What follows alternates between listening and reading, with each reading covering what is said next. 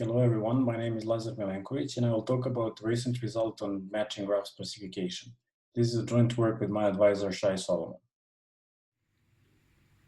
A matching is a set of vertex disjoint edges, and perhaps the most basic question in the context of matching is to compute the matching of the maximum size. In the graph above, the four thick edges constitute the maximum cardinality matching, which I will denote by MCM. When n is the number of the vertices and m is the number of the edges, then one can compute maximum matching in any graph in m square root of n time.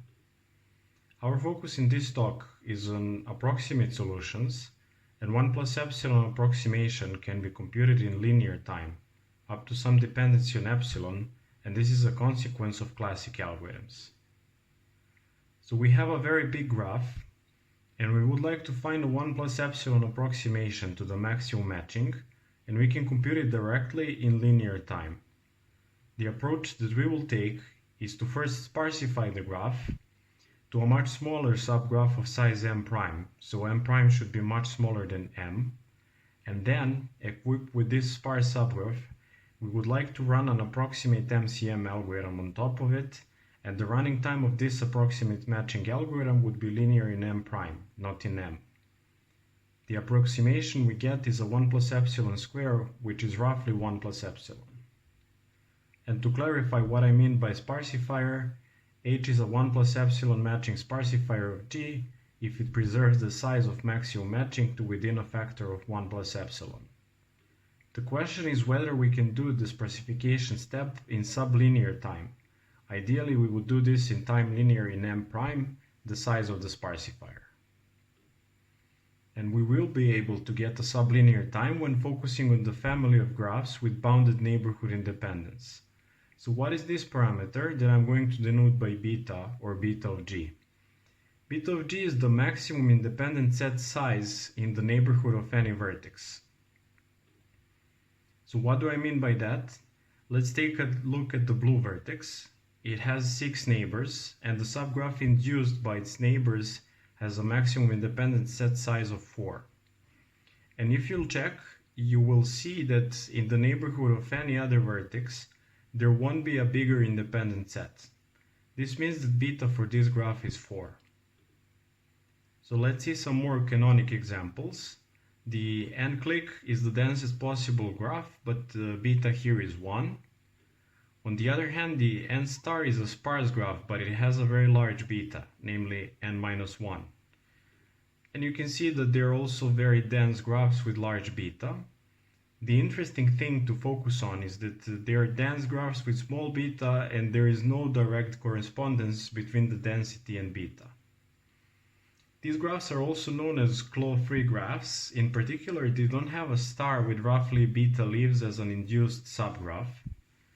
This family contains important subfamilies such as line graphs, unit-disk graphs, more generally geometric intersection graphs, bounded diversity graphs, bounded growth graphs, and so on. This family is subject to a growing research attention. Some of the results are for a particular subfamily that I've previously mentioned. Most related to our work are the 2 papers that I'm going to discuss now. The first one is by Asadi, Chen, and Khanna, and they gave an algorithm that computes a delta plus 1 vertex coloring in theta n square root of n time. They also show that maximal independent set and maximal matching require omega n square on general graphs.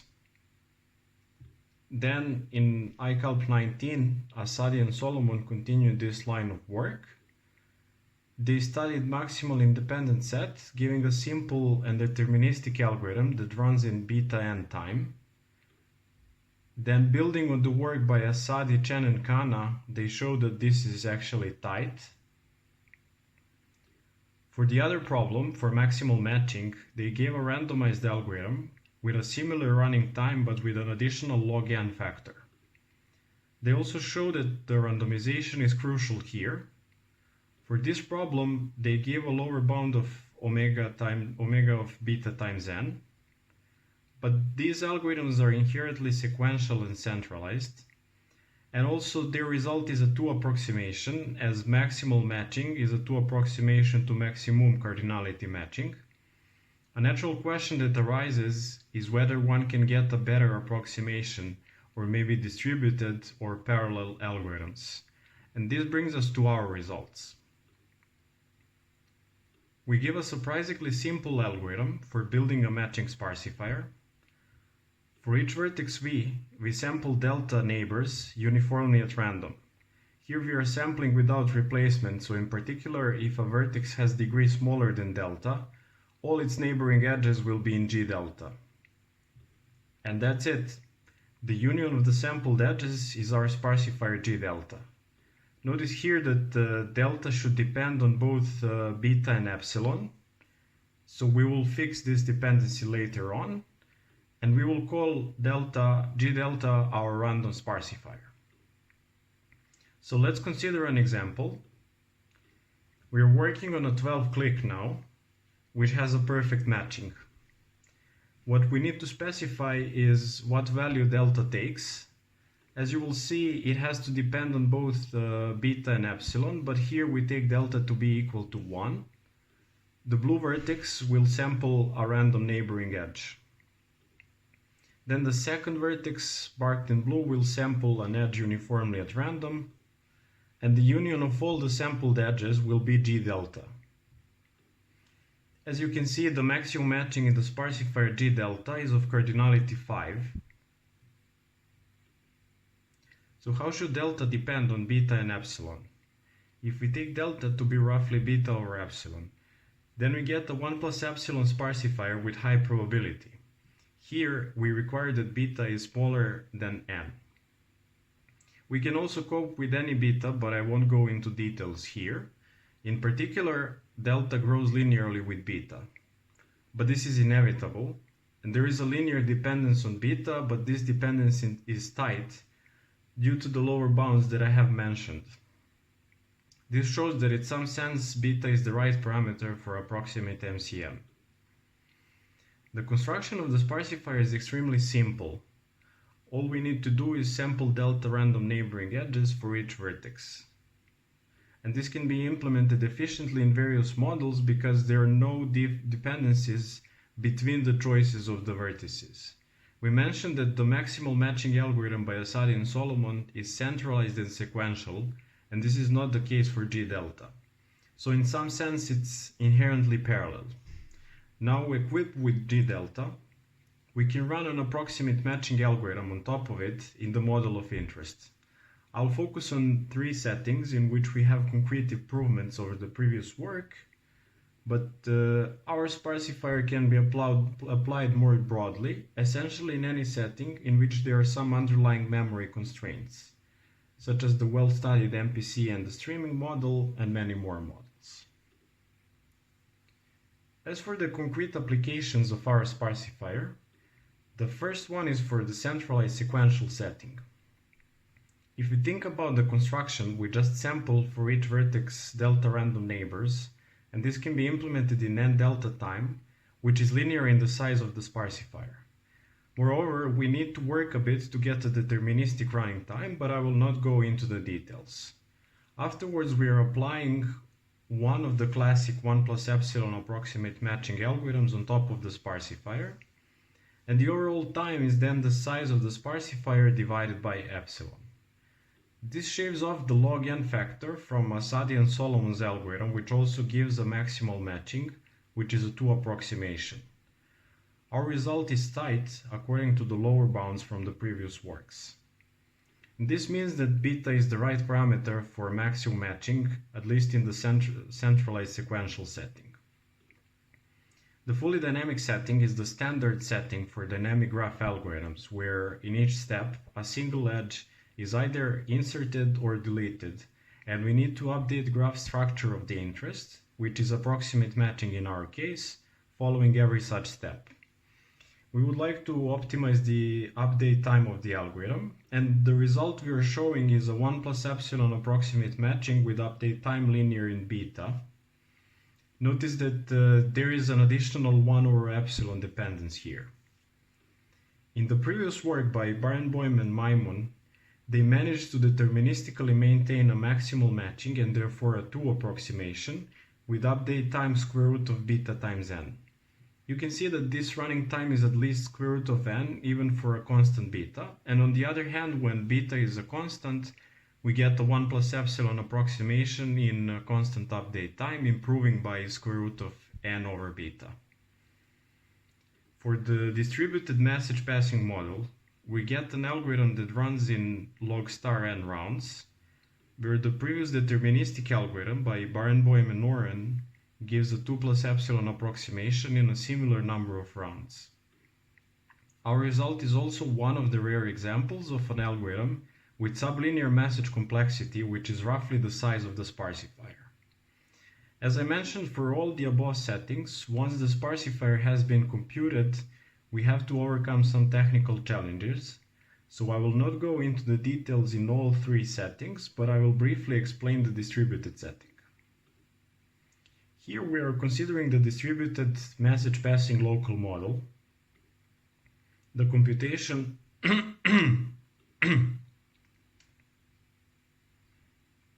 Here we are considering the distributed message passing local model. The computation of our Sparsifier in distributed setting is rather simple. In the beginning, each vertex will sample delta neighbors uniformly as random. After the sampling is done, vertices will send the messages to the selected neighbors. After only one round of exchanging 1-bit messages, our Sparsifier is computed. So let's see how we can use the Sparsifier and obtain an approximate matching. Suppose that at the beginning we are given an input graph G with bounded beta. As we've just seen, after one communication round, we can sparsify it and obtain G delta.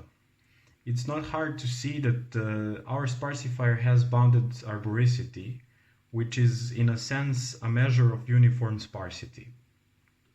Using another Sparsifier of Solomon 18, which takes a graph of bounded arboricity and produces sparse graph of bounded degree, we can in one more round obtain a graph H that has a bounded degree.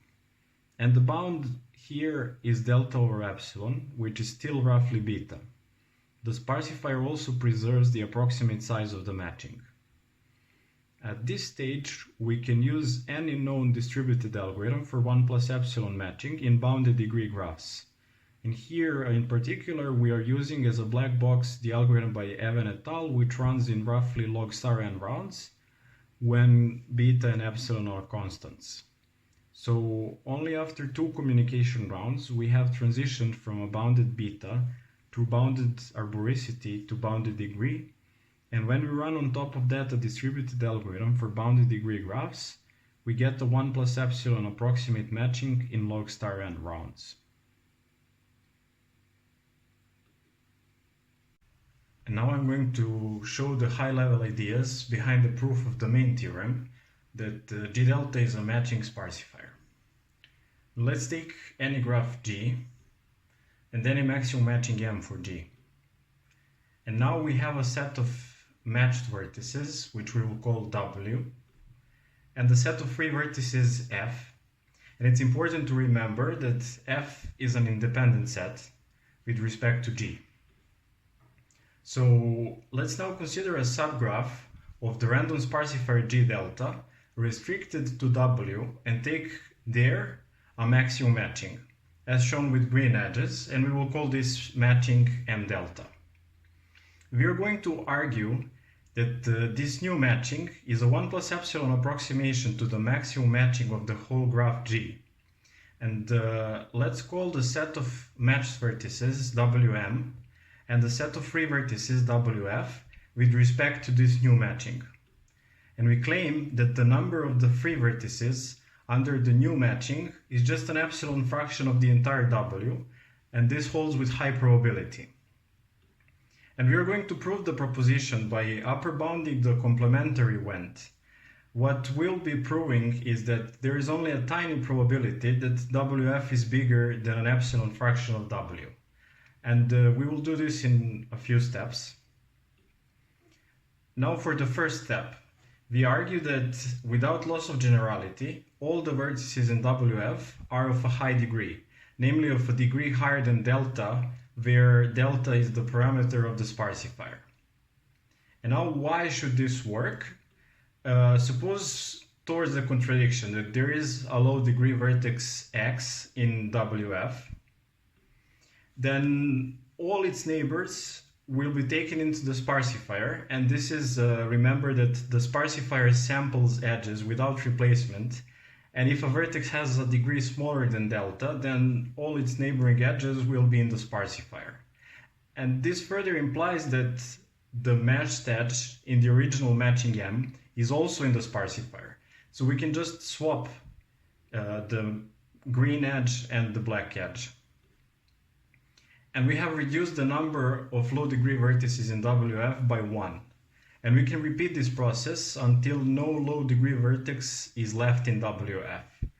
And formally this requires some more work, but I won't go into the details here. Now for the second step, let's define good vertices. We call a vertex good with respect to WF if it either has a small degree or its degree inside WF is at least epsilon over beta fraction of its degree in WM. And building on the previous work, we can show that at least half of the vertices in WF are good. So remember that all the vertices of WF are of a high degree, and at most beta neighbors could come from F, because F is an independent set. Since we have only high degree vertices in WF, then all good vertices satisfy the second condition, that is, each good vertex will have a fraction of the edges inside WF. And this brings us to the third step, and here we would like to upper bound the probability that WF is a large independent set. We first want to bound the probability that for a single node V, G delta samples all the neighbors outside WF. Only in that case, WF will be an independent set with respect to the new matching. And to that end, recall that delta is at least beta over epsilon, and that a good vertex in WF satisfies that a good fraction of its neighbors is in WF. And then it's not hard to show that the probability that G delta picks all the neighbors outside WF is at most 1 minus epsilon over beta raised to the delta, which can be upper bounded by epsilon.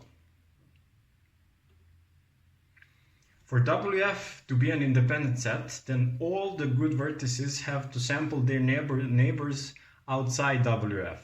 And by the claim that I've mentioned before, we have at least half good vertices in WF, and we can upper bound this probability by multiplying all the individual probabilities for each good vertex.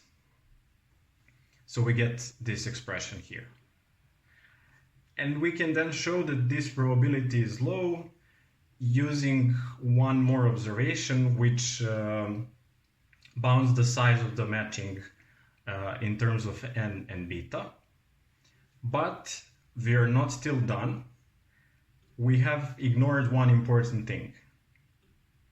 In our argument, we fixed Sparsifier G delta, which uses randomization, and constructed a matching M delta and the sets WF and WM based on it. Then, in the third step, an argument for the good vertices was also probabilistic, and we ignored the conditional probabilities here. But fortunately, this can be ameliorated as follows. We are going to fix an arbitrary subset U of W, which is of size at least epsilon half W. And now we want to upper bound the probability that this set is an independent set and of a big size. And here we can use the upper bound from the previous slide, and here this is allowed since the choice of U does not depend on the randomness of the Sparsifier. And this probability is so tiny that it can actually absorb the union bound over all possible choices for U, which is a subset of W. And this is how we actually get to the required result.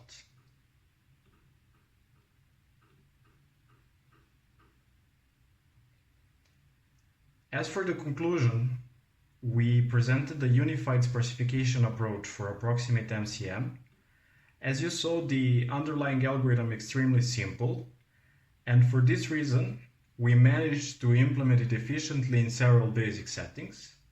And therefore, we also got improvements on previous results for approximate MCM in those settings. But we anticipate that our sparsification procedure can be applied more broadly. Now, if you remember, the size of G delta grows linearly with beta, and as we mentioned, this is inevitable. In particular, in classic sequential setting, there is a lower bound of omega n times beta, which is the size of the sparsifier. So at least for this setting, beta is the right parameter for this problem. Also, there are some interesting questions left. Can we nail down the exact dependence on epsilon? We know that the dependence on beta is tight, but what about the dependence on epsilon? Maybe it can be improved to polylog 1 over epsilon, say. Also, the current sparsification procedure sets delta to be roughly beta over epsilon. But what should we do if beta is unknown? And we have some preliminary results in this context. In particular, for the centralized sequential setting, we don't need to know beta, since there are some ways to tweak the current procedure to work, and we are currently exploring the other settings in this context. Now, can we apply the paradigm to more models? And here too, we have some preliminary results. And finally, and perhaps most important, can this paradigm be applied to more problems? Thank you for your attention.